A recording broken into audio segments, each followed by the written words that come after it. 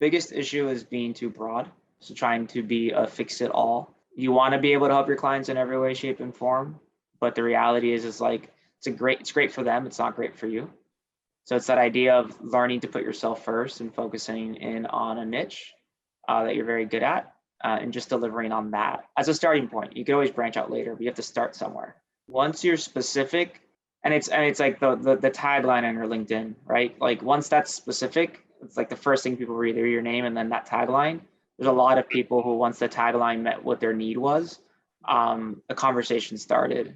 Saying that you help people in healthcare is not a tagline. It needs to be pain specific. I'd say pain more than gain, and at least in healthcare, from my experience, it's more of a pain driven industry. I think it's really just it's about your daily mindset and daily processes. So it's cultivating the daily mindset and the processes around it that are going to get you to the finish line, right? So there's a bunch of books that'll tell you on what to do. It's easy. It's easy to put the steps out there. It's way harder to do it.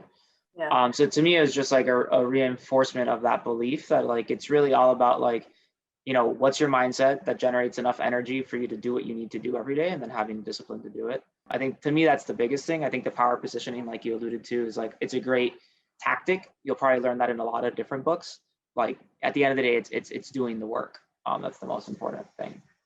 Being honest with your capacity for time and where you're at with your business. So I'd say for me, right, spread a little too thin. I was spread a little too thin the first time I went through the program. The second time in hindsight, spread too thin still, because it really takes a lot of time to create all this stuff. So being really honest about where you're at, and then maybe even delaying the start until you're at a place where you could really put time into it. So it's almost like, if I had to think about it, it's like almost like there's a mindset module to the start of the 90-day pipeline. And if you're not ready, like pump the brakes, because once it starts, it's just a lot of information coming in.